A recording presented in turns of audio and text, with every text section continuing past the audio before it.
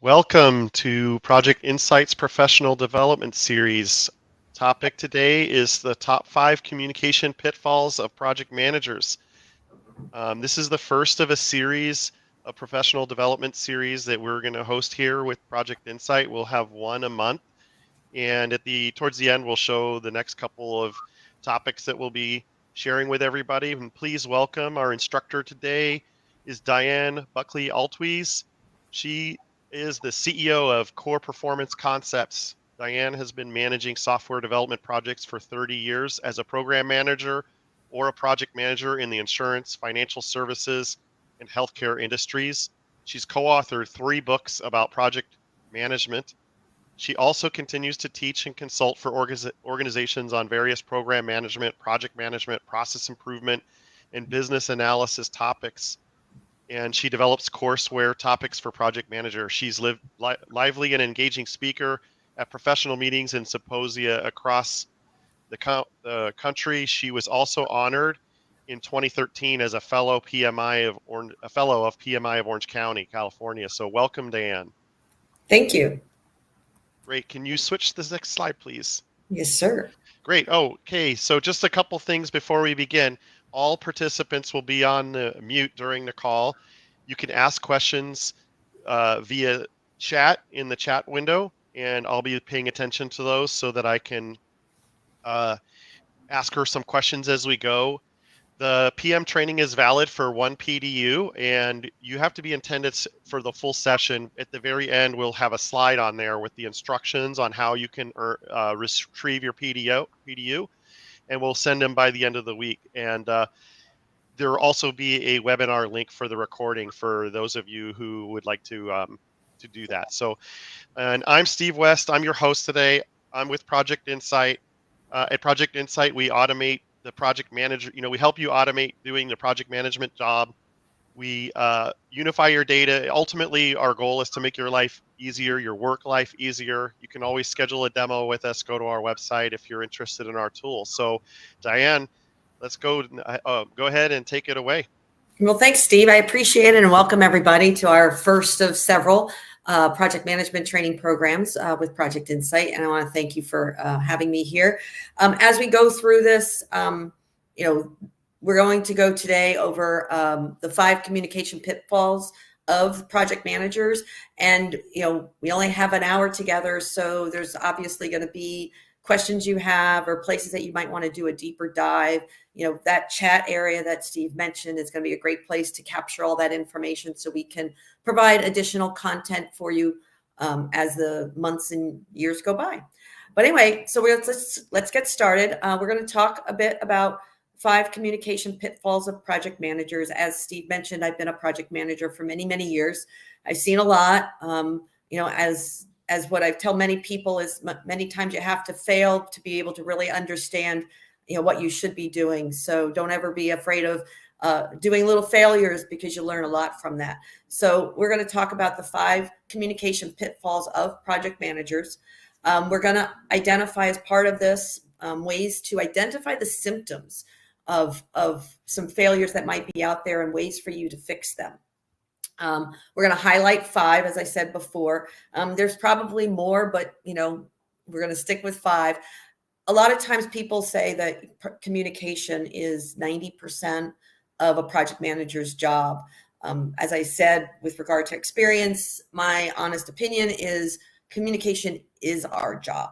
And everything we do is communication. So you want to make sure that you're doing everything you can to continue to improve that communication. We're going to look at why sometimes these communication pitfalls happen.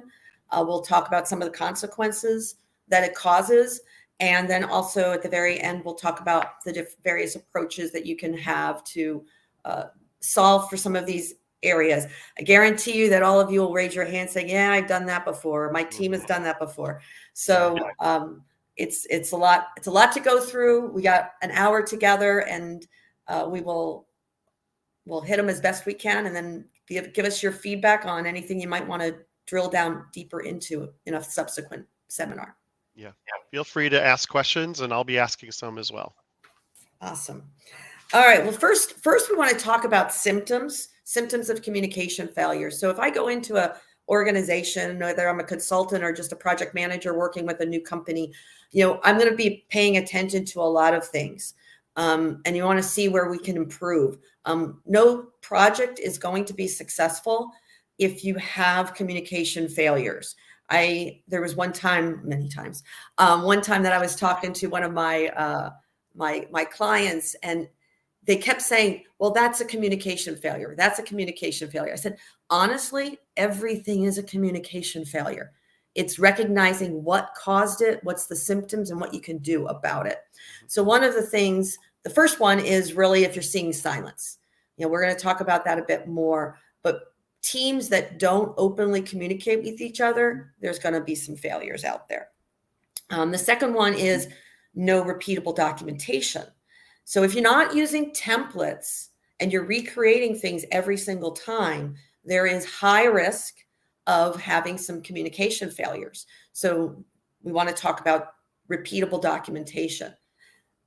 Over budget. If you're consistently seeing projects consistently over budget, there's absolutely some communication problems going on.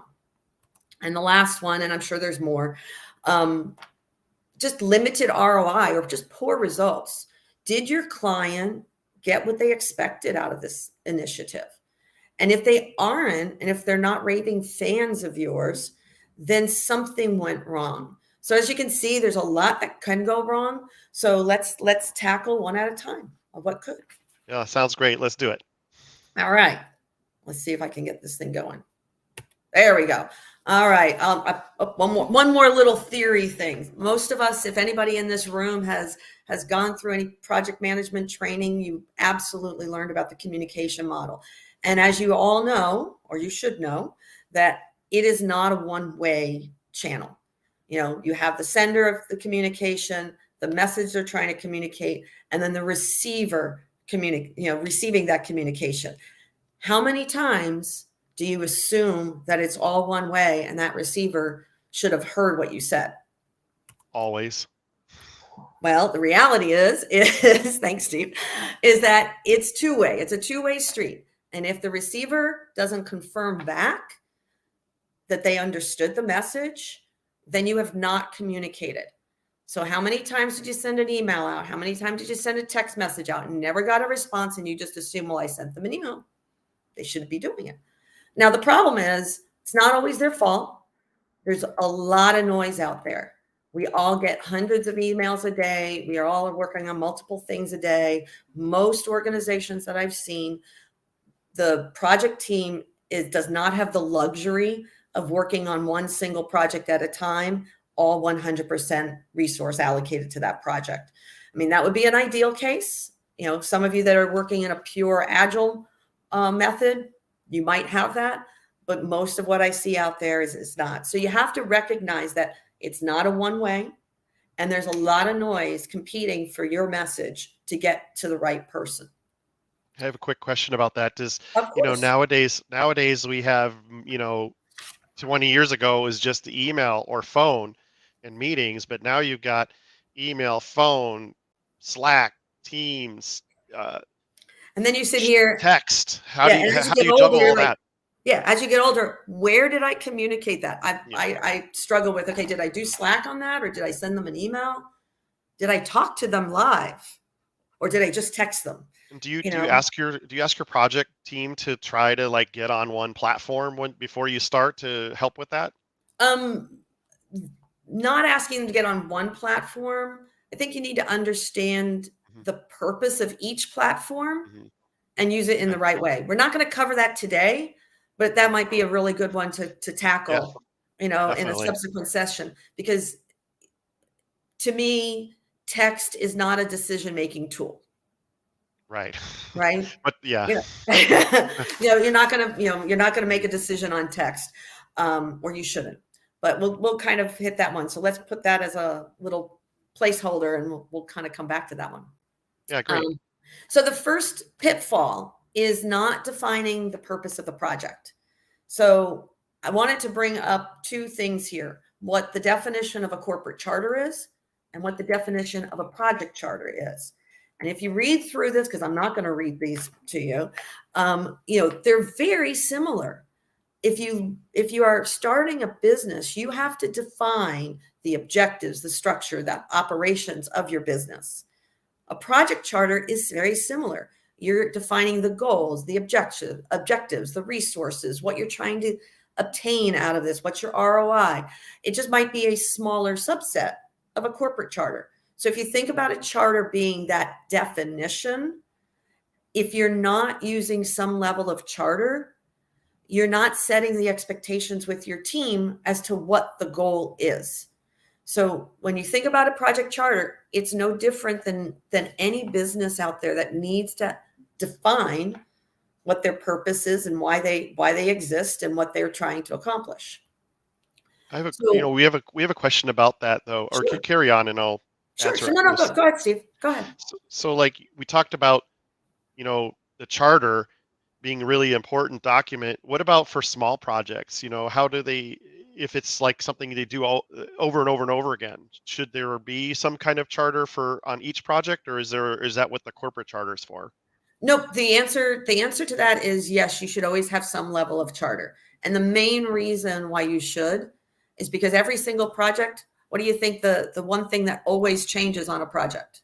The scope. The people. No, the people. Oh. The people. Okay. So if you have the same people time after time doing the exact same thing, well, that's more like operations. That's operations. So every single project's going to have different people. It's going to have different stakeholders. So it's really important to take the time to spell out a charter. And the little sample here is a one pager, basically, what it is. And a lot of times companies use their own statement of work or change requests as that charter. It's at least a place to document what was the expected outcome, what's the client wanting out of this, and what are some of the steps that we're going to do to deliver it, and maybe some risk and maybe some resources. But at the very minimum, it's authorizing that the project is viable and you should put energy and resources toward it. The one thing to really think about, and not every project will go as planned. We know that, right? And things do change during the course of a project. And there is nothing wrong with regularly reassessing that everything's aligned on the project. You bring this back up. You bring up the document and you bring it up with the team and you show them and you go through, are we achieving what we expected to achieve?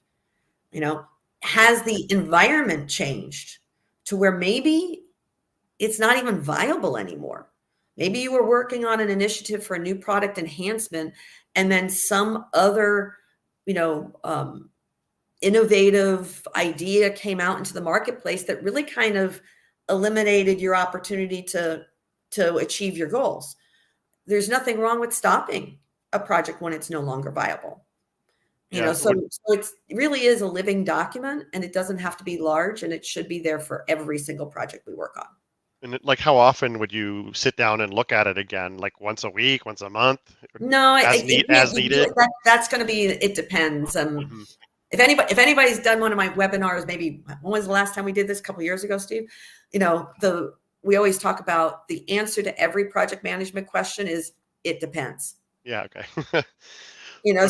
People want to know roughly, but I guess you're saying like on an as needed basis, you should go back to this document and look at it and update it possibly. Yeah. And if this goes to the maturity of a project manager, you're constantly thinking about that as you're going through your day. Yeah. And you should know this charter inside and out. And as things evolve and as issues come up and risks get identified and you address those risks, you should be always thinking about, okay, is it time to maybe reassess what we're doing here and make sure that we're still on the right path and everybody's in agreement with where we're going? I don't think we do that enough.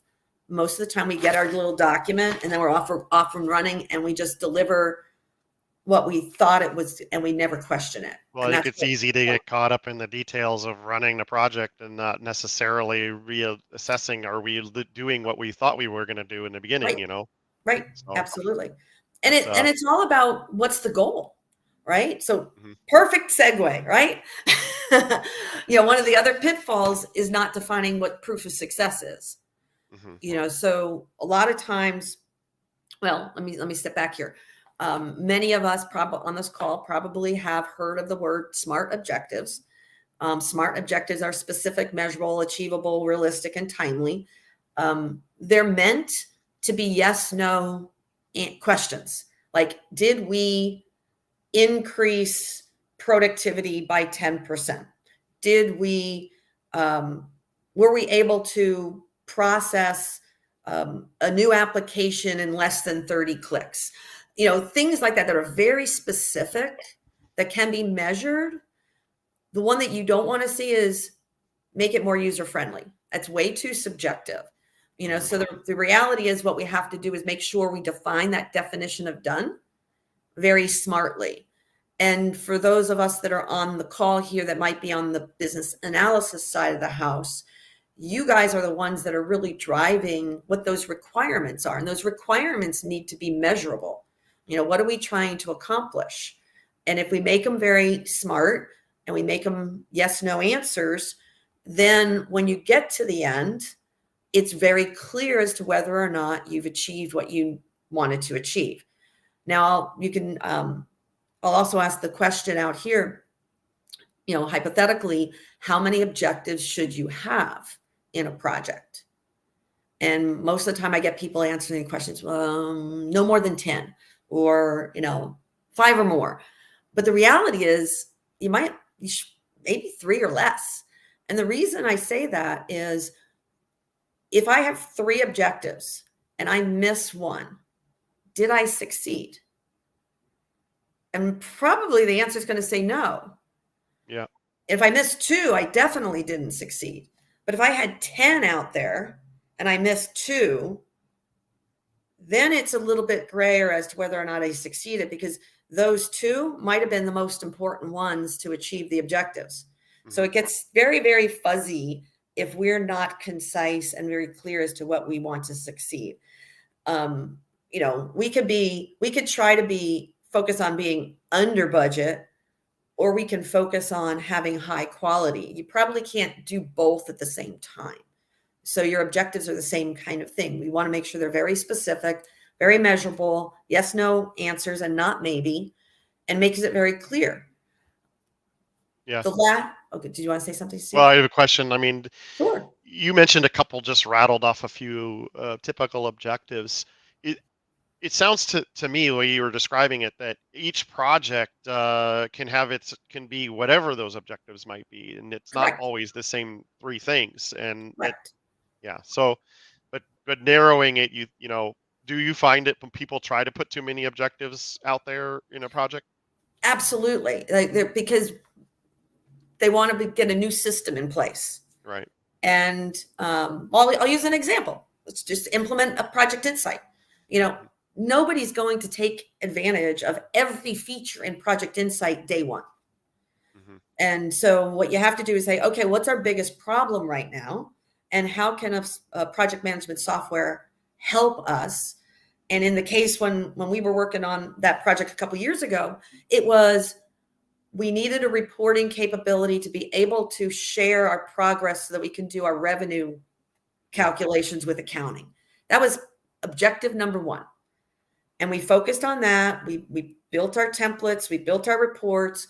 And then when that was done, we said, okay, well, what's the next one we want to do? Or the next 2 we want to do? Yeah. Because we had that one done. I could sit here and say implement Project Insight, and I could have 400 objectives there, and nobody's Yeah. going to succeed because you'll have 3 people working over here and 4 people working over here, and they're not cohesively managing the objectives. So smaller is better. Smaller number is better. Right. So you could, if you wanted to achieve more of this in some kind of implementation or some kind of software project that you're making or whatever you're doing out there, just defining the 3 objectives and making smaller projects out of what is a bigger bigger thing, and ultimately almost like what a program would maybe be, right? Yep. And for those that are working in an agile kind of environment, this aligns very well with the whole iterative process, Yeah. right? So you do iterations. You don't have to swallow the whole elephant today, but you need to know which ones you're trying to solve And and why. if someone's doing agile, do you think that they should even do this as well? Like have a proof of success in our sprint, like that we should have 3 objectives that we're trying to get done, even in, because a lot of times they're just on autopilot and in software, and I don't even know that it's really like, hey, what are we doing? And here's these 20 things. And should they do this as well for those Yeah, well, projects? they in theory should, because that first little bullet says definition of done. That Right. comes right from the agile methods of, everything they're doing. They have to define what done is. So Right. they're just doing it in a much smaller scale. And they should be doing it on every single sprint. What's a definition of done? Well, usually it's a release of software to production or something, But it so has to work. It has to be yeah, working software. yeah. So what's So that definition? so maybe a bug-free deployment or something like that would be Mhm. one of the, having a certain number of errors or less. Yep, that totally could be too. If Okay. one of the things you're trying to do is improve the delivery quality, that would absolutely be a great objective. You know, Mhm. we historically have had 20 defects every single deployment.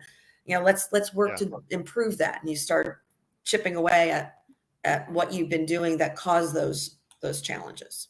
Yeah, great.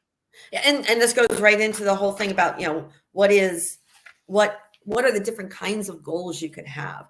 The more strategic the project is, typically it's more about ROI, all right? But you could have a project out there that's just trying to get a new product offering, which again, I can talk about ROI because it's about market share, it's about revenue, it's about profitability, et cetera.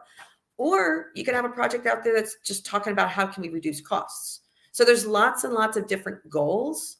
And Mhm. that's why I said not every project needs to take the time to really define what you're trying to accomplish.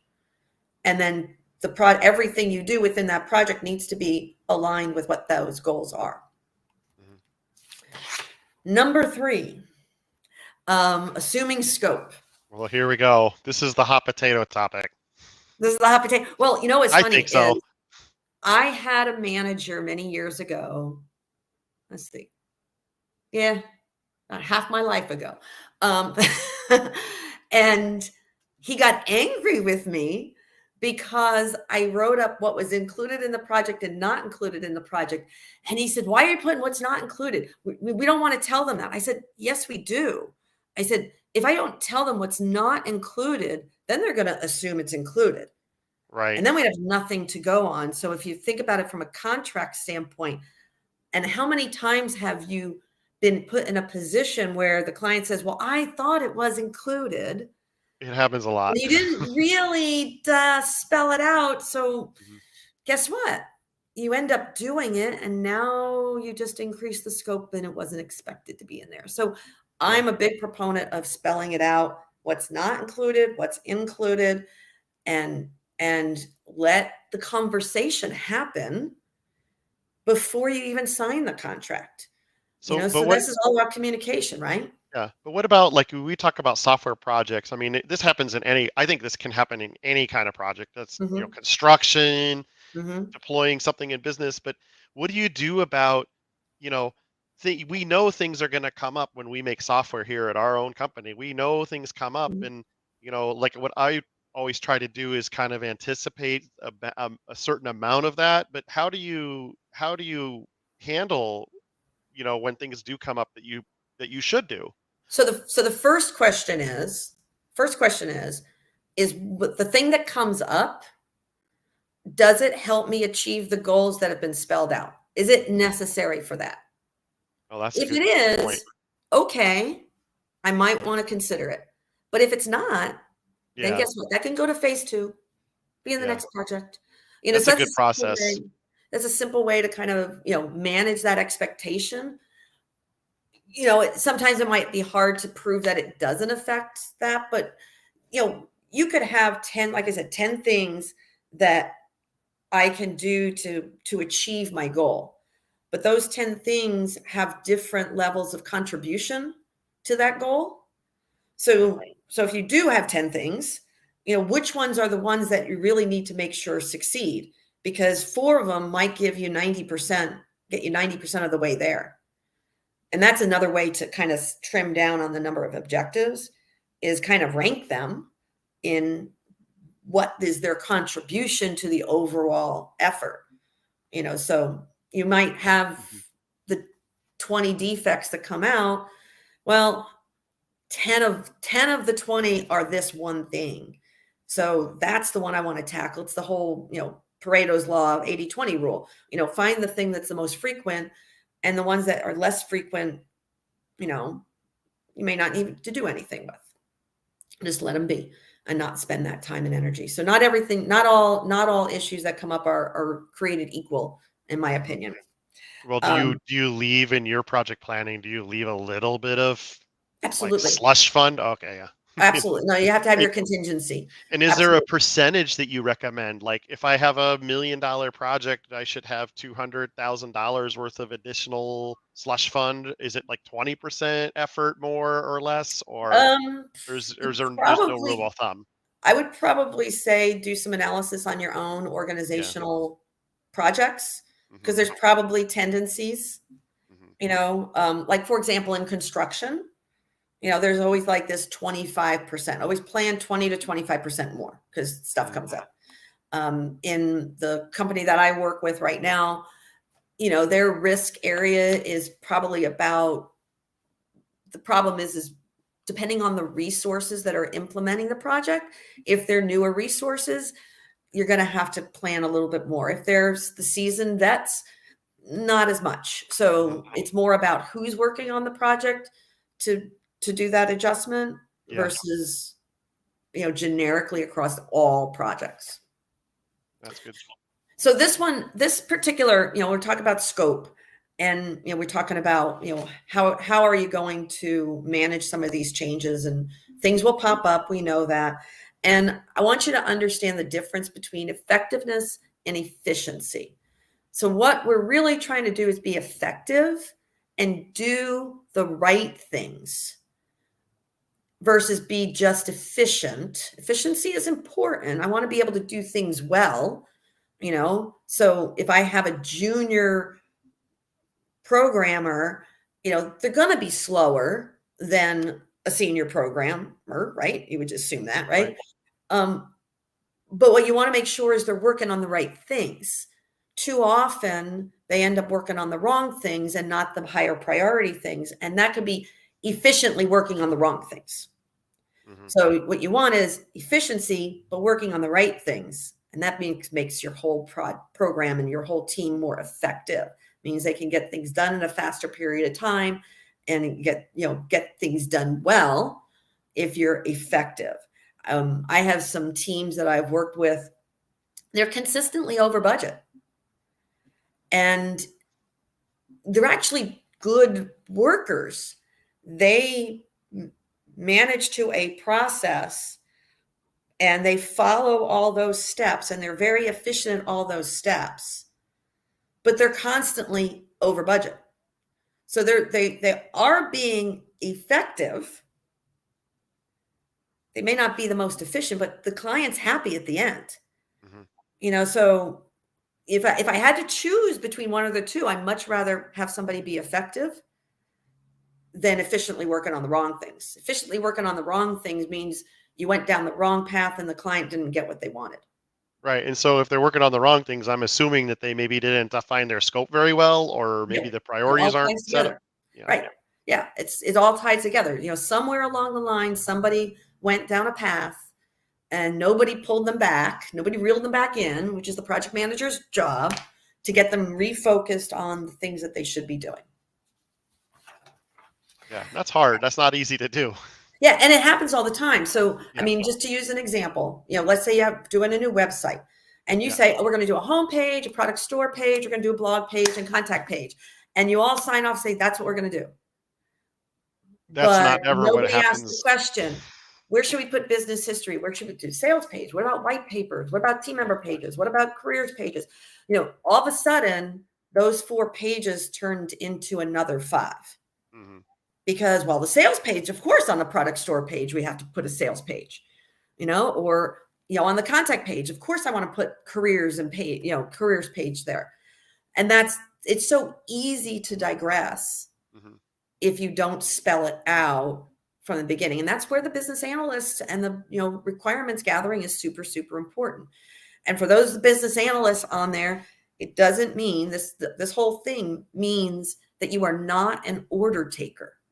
Just because the client says they want it doesn't mean they should get it, because it may not align with the goal that the client was looking for. So most of the time you got a senior executive at the client side that's saying, I want this product, I want this process, I want this software, etc. And they have an expectation, but the people that are actually implementing it may not understand that. Mm-hmm. But they're the ones that are executing on supposedly what's included. And then they digress because they didn't have those conversations before. They're not thinking about Right. it that way. And this ties you back to your charter, right? I mean, Yep, making sure exactly. that the team members know what the charter is and what's in there, and so that they can maybe even help you stay on track if they Yeah. say, And maybe then, they are in there, hey, this doesn't look like it matches up with the big goal. absolutely. Yeah. And I love when people ask those questions, like, Mm-hmm. does this belong? And somebody that was in those conversations early on can help answer those, or the project manager can help facilitate getting answers to those. But it's not being an order taker. Just because somebody says, well, I assumed the sales page was under the product store page, you can't just assume that. I mean, that's why it's very important to spell it out. Maybe we should have spelled out in the charter that there was 4 pages and that was it. And did I create these 4 pages on this website? And those are my objectives. That's a yes or a no. Didn't say I put a sales page, didn't say to put a white papers page, so you have to get that granular at some point in the project. Yeah. Now that example is pretty straightforward. What if I have 1,000 requirements? Like how do you manage the time it takes to prioritize all of the different things? There's going to be layers, Steve, right? Mm-hmm. So I would not expect the charter to have all 1,000 requirements. Mm-hmm. It could reference a business requirements document that's off to the side and saying that's the requirements for. And in some cases, you won't do the requirements until you start the project. So there's another reason why you go back and you adjust the charter. If maybe as you went through the whole business requirements discovery and you realize that, what they really need is a slightly different than what we thought it was, and you go back, you can recontract, or, there's all kinds of options that can happen at that point in time. Mm-hmm. But there's nothing wrong with going back and reevaluating, reassessing that charter. Yeah. All right. Okay.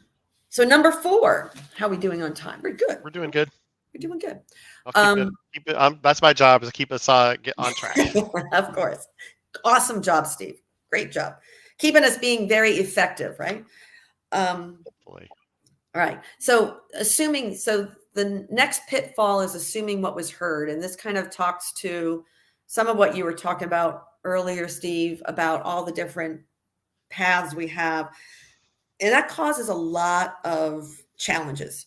And I don't care what anybody says. If you go look at the research, multitasking does not exist.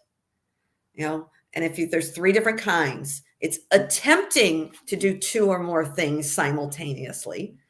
And, some of the things you can think about, I could do a conscious or an unconscious thing at the same time. I can walk and chew gum. I can talk and, look out the window, right? But I can't talk and write an email at the same time. Those are 2 conscious things that it just can't happen. And I can't listen effectively if I'm trying to write an email at the same time I'm trying to listen to a conference call. That just doesn't happen. Context switching is just going back and forth really fast. And that every single time, if you look at the research and what your brain does, every single time you switch, your brain basically has to shut down on what it was doing and it has to come back up on what it's now going to do. And then you switch again, it's got to shut down and it's got to come back. Mhm. So this is being very inefficient. Yeah, I mean, and this is just impossible these days because, you're talking, this is fundamentals that get increasingly difficult, I think, in today's society with all of the different communications. And you see it all the time in a meeting like this, a Zoom meeting, someone's looking at their phone and then they get asked a question and they're like, oh, can you ask the question? It has happened to me a lot of times, Mhm. but Yep. how do we today, like, I mean, is it just recognizing that this is a problem, and how do we, we could have a whole hour on that. Oh, we totally could. Yeah. It's this is why I say go look at the research. Yeah. Because there's so many people think they can do it and they don't realize, and for those of you that are on the call, I want you to pay attention, because they don't realize that they can't. There might be 2% of the population that can actually multitask, but 98% can't. So once you acknowledge the fact that that research does exist, and it does, then maybe you'll pay a little bit more attention on the calls. In the world of Zooming and everything else and these webinars and stuff, I know that half of the people on this call are probably looking at their emails and doing their emails at the same time. Well, I mean, when you get a new team together, do you get them all together and share this with them and say, hey, I look, do in many cases, in many ways. And I also, if it's an internal call, I will call people out on it. oh, okay. I had one of our customer success managers. We were on a phone call, and she said, and it was an internal call because I would never do this in front of a client, right? And she goes, Well, they're "Oh, allowed I'm to sorry, multitask. I was multitasking, Diane. Can you repeat that?" And I said, "Obviously, you weren't." Mhm. So so here's what was said. But I called her afterwards. I mean, we have a good relationship, but and we've had these Yeah. conversations about it because we've had the conversation about how hard it is to try to multitask. Yeah. And she literally walked right into it, and we But started maybe you laughing. should make it fun and be like, I'm going to give you a yellow card for soccer because, Yeah, like something yeah. funny about it, because I think it can happen to anyone. Like, if Mhm. your kids call you on the phone and you're in a meeting, you're like, oh my God, I got to take the call because they Right, expect you to reply like instantaneously now, you right. know? Well, So the other thing too, if you're in a lot of remote meetings, turn on the cameras yeah, as much as yeah, you I like can. that. There's times when I go for my run and I come back here and I have to do a Zoom meeting. I'm like, sorry guys, not turning on the camera today, but I am paying attention.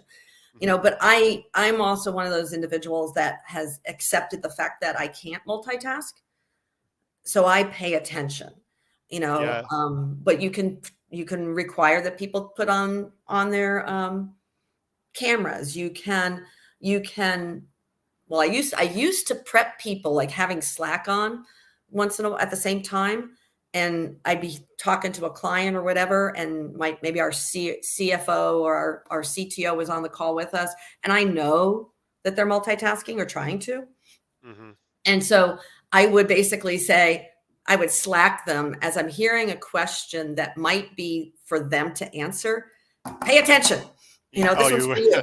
but then Yeah. you're multitasking, sending them the message to stop them from multitasking. Yes. So, Yes. it's like a never ending, but I like the idea of the camera. I think that's a great thing for teams to, especially since, obviously I'm remote and you're remote right now. And, Mhm. a lot of times, our company, we were partially remote before all of the COVID, but Right. now that people are doing the remote more because it saves time, it saves gas for cars and all that other stuff, I do think that the camera helps, but I think also people get Zoom fatigue from being Yep. on the camera too long. So it's Yep. just kind of a balance.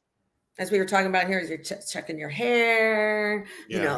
But I mean, I think people are afraid of the camera, but they shouldn't be because we're all people and Yep. it's okay. It's all right. So, It's all right. but anyway, yeah. So you're saying, getting back to it, because people multitask and because they're doing so many things, your They're not paying assumption when you attention. message them is that they got it, but they don't. So what do you do about it? Well, again, there's all kinds of things to work on. A, educate your team. B, ask them to, be on the meetings with their cameras as much as possible. Be honest about the fact that, people are not hearing everything when they're trying to multitask. So often you get to the point where it's like, we did have this conversation, and then you're like having to go back. Like, I know we had this conversation and you were on the call, right? And so you take the moment, and it's like, because it drives me nuts. I go back to the meeting and they were on the call, and I guarantee you that they were like just not paying attention. So this goes to the whole inefficiency, communication problems. Somebody didn't hear what you said. Somebody thought, somebody took ownership of it, and then the other one is that the whole silence is yes. I've been known to go around the room. Steve, what's your task that you are? I was going to ask about that, but I prefer, like, for us and our company, when we're talking about, are we releasing this software, I like everybody involved in there to give the go, no go. We put it on our board and teams that we're going or no going, and any one person says no, we're stopping. Yeah. But I agree with you on that one. It's you have to kind of make sure that people have the opportunity to really speak their mind. And usually, especially in remote meetings, there's one or two people that are doing all the talking. Yeah. And that's another suggestion for the project managers here. Don't do all the talking. I'm guilty of that one. Have something that somebody else can talk about. This is all part of your agendas and who's speaking, etc. And this is why I like, us going back and forth on this, Steve. We can't have everybody talking on this webinar, but two of us, yes. So people are hearing different voices. Yeah. They're hearing a change. It kind of, allows them to perk up a little bit. Maybe they weren't paying attention. It kind of, shocks them a bit. Oh, I hear a different voice. What am I missing? Yeah. And I like recording those meetings a lot, because a lot of times you have to go back and, what did we say again? And nowadays with Zoom and all of these platforms, you can double speed them, because it is time consuming to go back and then redo a whole meeting. But sometimes, like, I remember it was in the middle, sort of, and then you can get it close to that, and then find out what you said. And it does help, because we used to not have these tools 15 years ago. I mean, you had Zoom, you had the webinars, but it wasn't as easy to record them and share them and all that. Right. And it took a lot of space, and couldn't share the big, that's definitely an improvement. Yeah, that's a great one. Maybe I should add it in here too, is just as one of those things of recording it. And I like to record it mostly for people that aren't able to attend, because if you're thinking about efficiency and effectiveness, inevitably you want these 6 people included, but 5 out of the 6 people are available, and one of the important people isn't, but they're not critical. So recording it so that they have access to that same conversation was really helpful. Yeah, and we've been doing it with our clients. Every time we train them and onboard them, we record them and share them back out, because they can save them later, download them into their network. But I'm a huge proponent of video in general, because it's easier to produce video documentation of things than it is to write it all down. It takes more time. And then, when I see the fact that I have kids and my son can learn how to do a Rubik's Cube from watching YouTube, I mean, they can learn anything now online. Yeah. So I'm a big proponent of using the video to help you with these channels of communication. Awesome. But I think, again, the pitfall here is assuming that people have heard. So all these different tools will help you get to that point. But at the end, your suggestion is to get people to affirmatively tell you yes or no, they got it. Is that what the main point of that is? Understand that multitasking really doesn't exist. Yeah. And you're going to be much more effective if you take the hour and pay attention for that hour, and maybe block another hour to work off on your emails, because then you're going to hear what's said in the meeting, and you're going to have an hour to work on your emails, and you're not going to make a mistake later that you're going to have to spend additional time trying to figure out later on.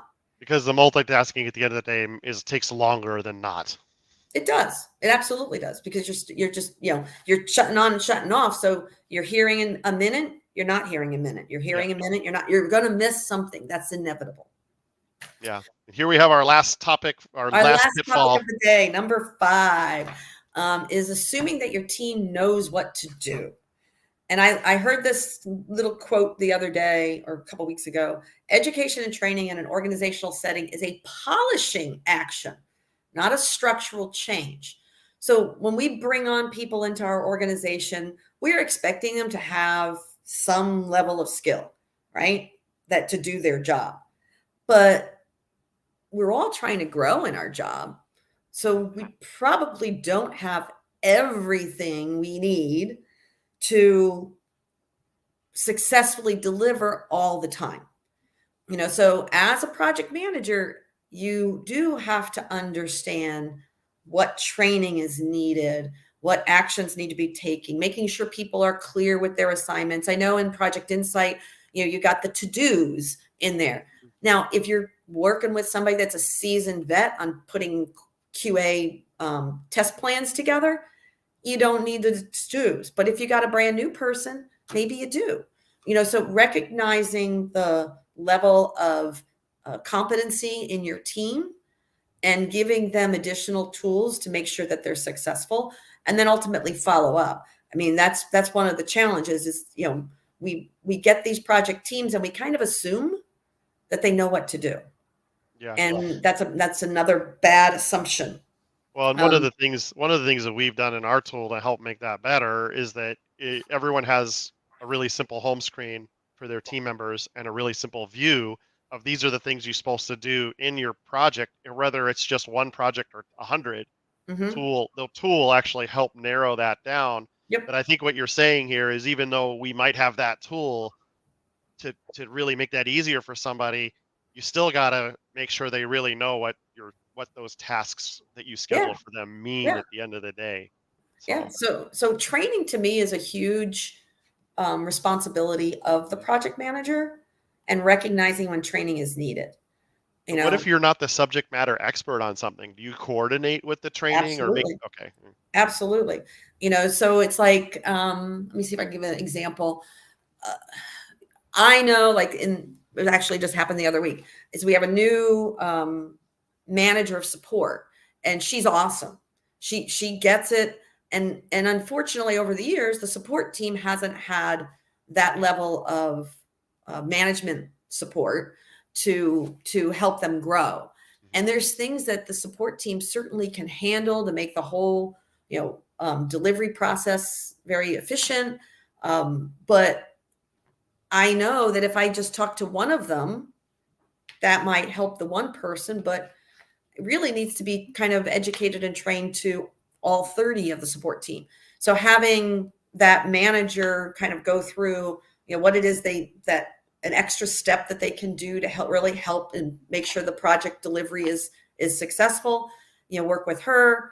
She then ensures that the whole team understand that, and she can reinforce that on a day-to-day basis. So you have to leverage your other organizations, because you're not going to be the one that's the subject matter expert.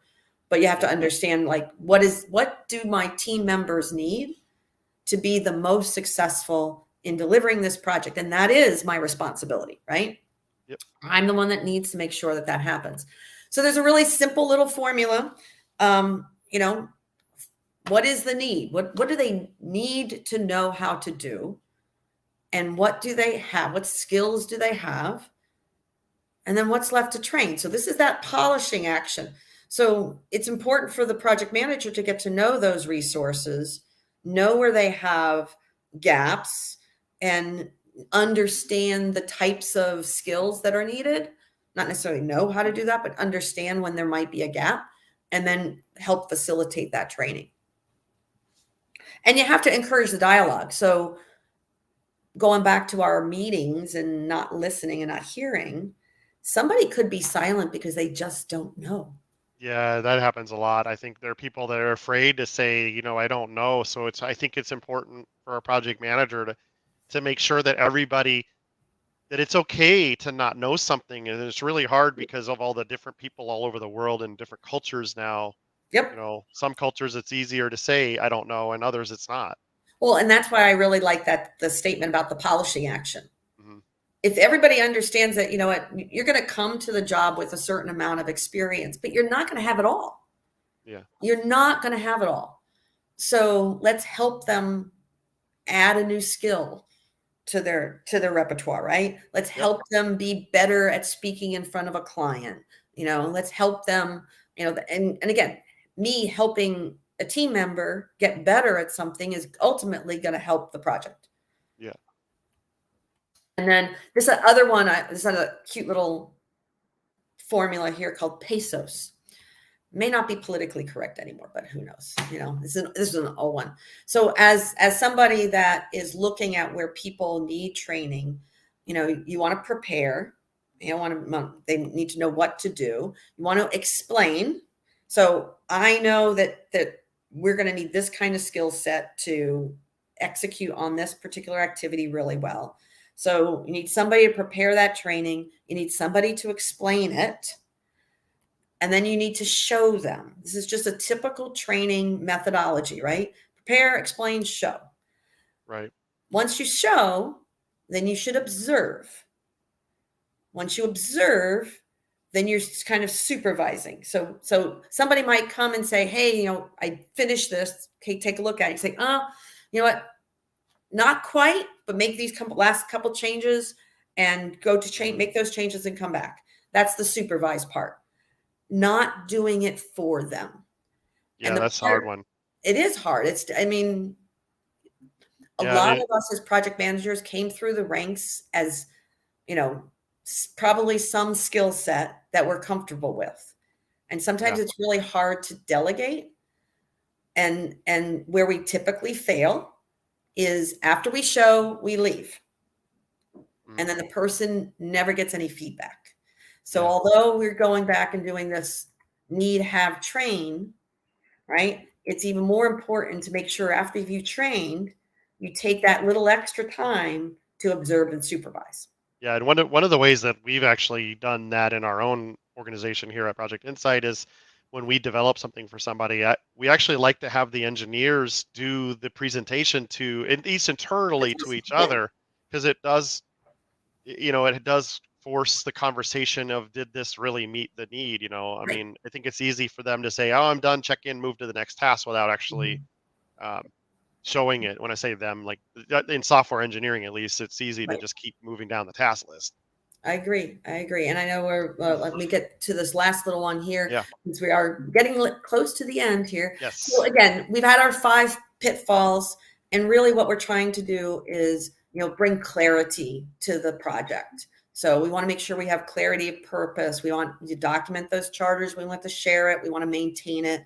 We want to have clarity of success. We want those defined goals and objectives that are measurable, that at the end, we know that we've actually achieved something.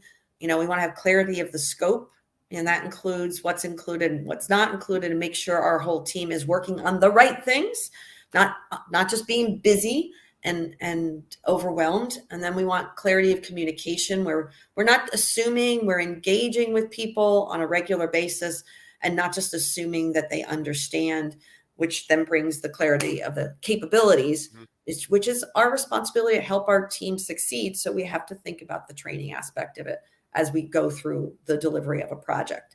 And the last piece is just make sure you're validating it. Just training them and letting them go doesn't succeed either. You have to train them and then verify that they're doing what you're expecting them to do. Yeah, great. That was really awesome. Is there more? Yeah, No, I think that was really good. I mean, it was a good conversation for me because, you know, like when we do this all the time, but it's not always, you know, stop back from just day-to-day project management to redo our skills and stuff. And that's part of the reason why we're here to do. We're going to be doing this webinar every month so that we can go different topic each month. Yep. And we got a comment in there from Chris Michelle. They said, great convo. Thank you very much. So I'm happy that we did that. Can you move this slide also to the PDU? There we go. Right there. Yeah. So definitely, yeah, I liked the conversation. I think, just like I said, that you forget some of this stuff, and it's good to just step back and take a look at it again. And we'll just leave this up here for a bit while the two of us chit chat, and you guys can get your PDUs. We'll send a Yep. link. I think we're sending the link out afterwards as well. There'll be this With is the on our recording. YouTube channel, so if you ever want to come back and watch it again for whatever reason, you can do that. And next month, I think. Let me see. I think we're doing January. I don't know if we're Oh, doing we're it skipping December. December. I think so. Yeah. Well, anyway, yeah, I'm just going to wrap this up, but we'll leave the PDU here. I'm buying time because I want to make sure everyone who attended can get this scan here. No But problem. yeah, it's But also yeah, in the if chat people, there. we got a few minutes left. If people want to, identify, throw in the chat, maybe the topic that you like the most. If you want to see us delve Yeah. deeper into something, that would be great as well. Well, we'll be emailing everybody who was in this one for the next one as well, and then our normal customer base, I think we send this out to as well. So, yeah, but we're about to wrap this up, and thank you very much, Diane, for your time, and we're looking forward to doing the next one with you. Absolutely. I think the next episode, it does say January. Oh, here we go. Here we go. January, we're going to do top 5 challenges of the remote project manager and how to overcome them. So that's obviously very timely. Yes. Yeah. And then we'll talk about best, what's the best, waterfall, agile, Kanban, all of that, which we all know nowadays, these are those topics. It's what works probably, I'm guessing right now, but I'm sure there's a lot more to it than just the surface stuff. And then in March, switching PM tools gracefully, teams to the keys to that success. So we're looking forward to hosting that with you, and thank you very much. Great. All right. And then there's some social media links. Yeah, those are our LinkedIn and our Instagram, Facebook, and YouTube channel. If you need to see this video again, and just go to YouTube and look for Project Insight. We have all our videos up there. Thanks a lot, everybody. Thank you, everybody. Bye. Take care. Bye-bye.